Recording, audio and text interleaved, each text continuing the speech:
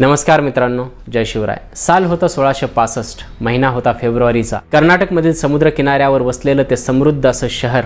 February महिन्याच्या पहाटेच्या गुलाबी थंडीमध्ये ते शहर अत्यंत शांतपणे निजलेलं असतानाच अचानक सगळीकडून हर हर महादेवची घोषणा घुमू लागली।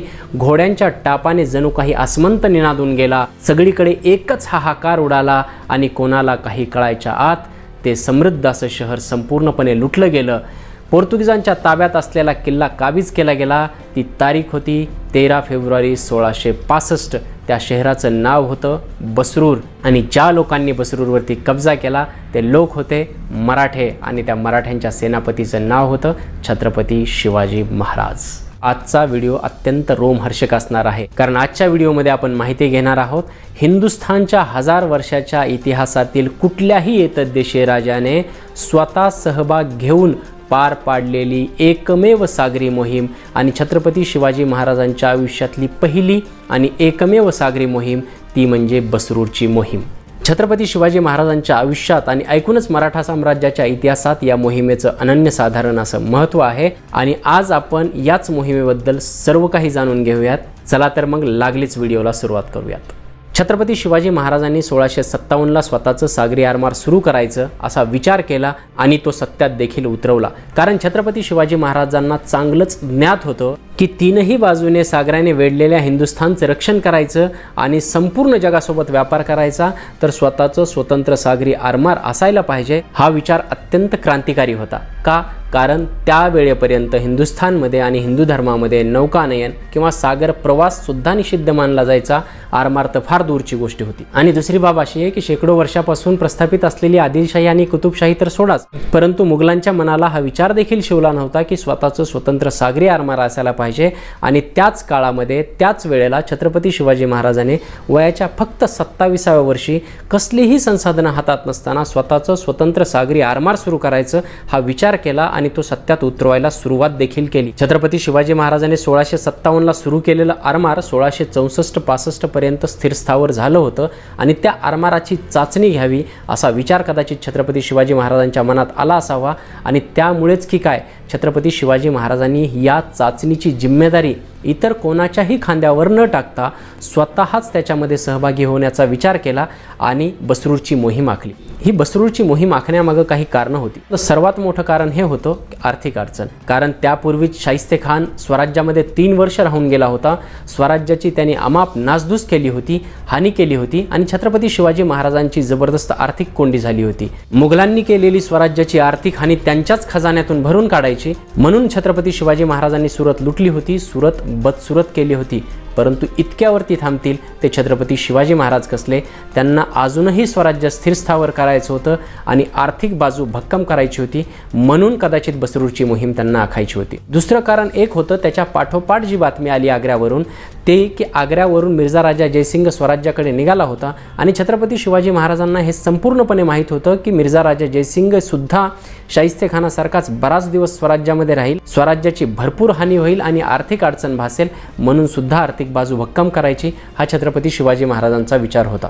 तिसरं कारण असं ठरलं की बदनूरचा राजा शिवप्पा नाईक याच्याच घराण्यातील सोमशेखर नाईक याने छत्रपती शिवाजी महाराजांना पत्र पाठवलं होतं आणि त्यांना निमंत्रण दिलं होतं, दक्षिणेत येऊन तुम्ही कारवार, कुमठा, बसरूर आणि बदनूर हे सगळं स्वतंत्र करावं आणि त्यातला मुलूक तुमच्या अखत्यारीत घ्यावा असं एक पत्र सोमशेखर नाईकांनी छत्रपती शिवाजी महाराजांना पाठवलं होतं। परंतु या मोहिमेसाठी अडचणी सुद्धा भरपूर होत्या। पहिली अडचण म्हणजे जे पहिलं कारण होतं तीच एक मोठी अडचण होती, कारण त्या तारखेपर्यंत मिर्झा राजा जयसिंग तत्कालीन औरंगाबादपर्यंत आला होता आणि तो कधीही स्वराज्यात येऊन दाखल होऊ शकणार होता। आणि सर्वात मोठी अडचण ही होती की अत्यंत कमी वेळ छत्रपती शिवाजी महाराजांकडे होता बसरूरची मोहीम पूर्ण करून तत्काळ स्वराज्यात येऊन मिर्झा राजा जयसिंगाचा सामना करण्यासाठी सज्ज राहायचं होतं। दुसरी अडचण अशी होती की ही मोहीम संपूर्णपणे सागरी मोहीम असणार होती आणि छत्रपती शिवाजी महाराजांना यापूर्वी कधीही सागरी मोहिमेचा अंदाज किंवा अनुभव बिलकुलही नव्हता आणि त्या मानाने छत्रपती शिवाजी महाराजांचं आरमार हे अत्यंत नौकं होतं। आणि त्यात सर्वात मोठी अडचण ही होती की जर तुम्हाला मालवणवरून निघून कर्नाटकात उतरायचं तर मध्ये गोव्याचा समुद्र लागतो आणि गोव्याला पोर्तुगीजांचं सशक्त असं आरमार आहे जे भेदून जाणं निव्वळ अशक्य आहे। मग जर गोव्याला पोर्तुगीजांचं आरमार नसतं तर आपली बसरूरची मोहीम अत्यंत निर्धोकपणे झाली असती, असा विचार छत्रपती शिवाजी महाराजांना किंवा अशी खंत छत्रपती शिवाजी महाराजांना बरेच दिवस भासत होती. परंतु छत्रपती शिवाजी महाराजांच्या यशाचं सर्वात मोठं रहस्य म्हणजे छत्रपती शिवाजी महाराजांनी प्रत्येक जागी एक परफेक्ट माणूस नेमलेला होता. आणि इथे सुद्धा गुप्तहेर म्हणून छत्रपती शिवाजी महाराजांनी ज्या बहिर्जी नायकांची नेमणूक केली होती त्या बहिर्जी नायकांनी जबरदस्त अशी बातमी आली. आणि ती बातमी अशी होती की एक दिवस असा आहे ज्या दिवशी गोव्याच्या समुद्रात पोर्तुगीजांचं आरमार नसणार आहे. आणि ती तारीख होती 8 फेब्रुवारी 1665. 8 फेब्रुवारी 1665 रोजी पोर्तुगीज मुंबईचं बंदर जे त्यांच्या ताब्यात होतं ते बंदर इंग्रजांना भेट म्हणून देणार होते. त्याचं ऑकेजन असं होतं की इंग्रजांचा जो राजकुमार आहे प्रिन्स चार्ल्स नावाचा, त्याचं लग्न ठरलं होतं पोर्तुगीजांची राजकन्या कॅथरीन सोबत. आणि याच समारंभामध्ये पोर्तुगीज मुंबईचं बेट हे इंग्रजांना समारंभपूर्वक सुपूर्द करणार होते. आणि त्यासाठीच गोव्याचं संपूर्ण आरमार त्या दिवशी मुंबईत हजर राहणार होतं. आणि छत्रपती शिवाजी महाराजांना ही गुप्त बातमी जेव्हा कळली तेव्हा छत्रपती शिवाजी महाराजांनी या मोहिमेचा श्रीगणेशा करण्यासाठी तीच तारीख निवडली. आणि 7 फेब्रुवारी 1665ला छत्रपती शिवाजी महाराजांच्या आयुष्यातली एकमेव आणि पहिली सागरी मोहीम सुरुवात झाली. छत्रपती शिवाजी महाराजांनी या मोहिमेसाठी स्वतःच्या सोबत 3 मोठी गलबतं, 85 छोटी गलबतं आणि जवळपास 7,000ची फौज घेतली होती. मालवणवरून छत्रपती शिवाजी महाराज या मोहिमेसाठी निघाले. मालवण, गोवा, कारवार, कुमठा, भटकळ आणि नंतर कुंडपूरचा किनारा इथपर्यंत छत्रपती शिवाजी महाराज म्हणजे जवळपास 185 मैलाची सफर, जवळपास 400 किलोमीटर सागरी प्रवास छत्रपती शिवाजी महाराजांनी फक्त 5 दिवसात पूर्ण केला. आणि 13 फेब्रुवारी 1665च्या पहाटे छत्रपती शिवाजी महाराज बसरूरला येऊन पोहोचले. कुंडपूरच्या समुद्रकिनाऱ्यापासून बसरूर हे 5 मैल आतमध्ये आहे. छत्रपती शिवाजी महाराजांनी आपली सगळी गलबतं कुंडपूरच्या समुद्रकिनाऱ्यावरती सोडली. आणि जसं व्हिडिओच्या सुरुवातीला सांगितलं, बसरूरवरती छत्रपती शिवाजी महाराजांचं वादळ येऊन धडकलं आणि हा म्हणता म्हणता बसरूर लुटलं गेलं. छत्रपती शिवाजी महाराजांच्या सुरत लुटीच्या कहाण्या तोपर्यंत बसरूरच्या लोकांनी ऐकल्या होत्या. त्यामुळे छत्रपती शिवाजी महाराजांचं नुसतं नाव जरी ऐकलं तरी पोर्तुगीजांना पळताभुई थोडी झाली. मराठ्यांनी पोर्तुगीजांना धुवून काढलं. त्या दिवसापर्यंत बसरूरवरती पोर्तुगीजांचा ताबा होता. तिथला किल्ला पोर्तुगीजांच्या ताब्यात होता. तिथली सामान्य जनता यांच्याकडून नागवली जात होती. सामान्य व्यापाऱ्यांना प्रेशराईज केलं जात होतं.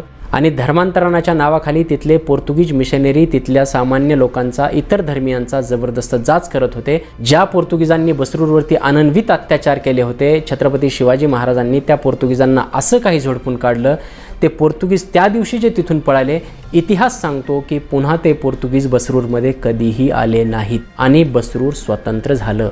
आजही 13 फेब्रुवारी हा दिवस बसरूरकर त्यांचा स्वातंत्र्य दिवस म्हणून साजरा करतात. अतिशय सन्मानपूर्वक छत्रपती शिवाजी महाराजांची आठवण काढतात, त्यांच्या प्रतिमेचं पूजन करतात आणि त्यांना अभिवादन करतात. कारण त्यांच्या स्वातंत्र्याचे सर्वात मोठे हिरो होते छत्रपती शिवाजी महाराज. ही आपल्यासाठी अत्यंत अभिमानाची, छाती गर्वाने फुटून जाईल इतकी मोठी गोष्ट आहे. छत्रपती शिवाजी महाराज इतक्यावरती थांबले नाहीत.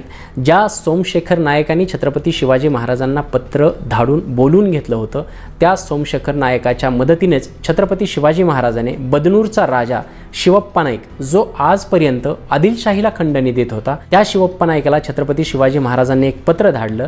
3 लाख वार्षिक खंडणी द्या आणि तुमचा वकील माझ्या दरबारी ठेवा, असा त्याचा मायना होता. परंतु शिवप्पा नायकाने छत्रपती शिवाजी महाराजांची ही मागणी धुडकावून लागली.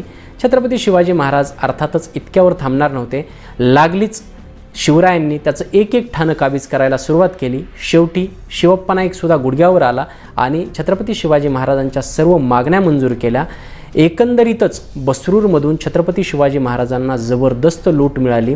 डच पत्रांच्या आधारे जर सांगायचं झालं तर डच सांगतात की छत्रपती शिवाजी महाराजांना 2 ते 3 कोटी रुपये बसरूरमधून मिळाले. सभासद बकरीचा आधार घेऊन सांगायचं झालं तर छत्रपती शिवाजी महाराजांना बसरूरमधून तब्बल 2 कोटीहून इतकी प्रचंड मालमत्ता मिळाली. बसरूरची मोहीम यशस्वी झाली आणि छत्रपती शिवाजी महाराजांनी पुढे आगेकूच केली. बसरूर, करवार, सिद्धेश्वर, मिर्जान, अंकोला असं करत करत छत्रपती शिवाजी महाराज गोकर्णला आले.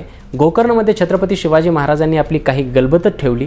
छत्रपती शिवाजी महाराज स्वतःसोबत 4000ची फौज घेऊन जमिनी मार्गे स्वराज्यात येऊन दाखल झाले आणि अशा पद्धतीने हिंदुस्थानच्या 1000 वर्षाच्या इतिहासातील एकमेव आणि छत्रपती शिवाजी महाराजांच्या आयुष्यातील सुद्धा एकमेव आणि पहिली अशी सागरी मोहीम पार पडली. हा व्हिडिओ, ही माहिती जर तुम्हाला आवडली असेल तर लाईक करा, शेअर करा, सबस्क्राईब करा, कमेंट करा, काहीही करा.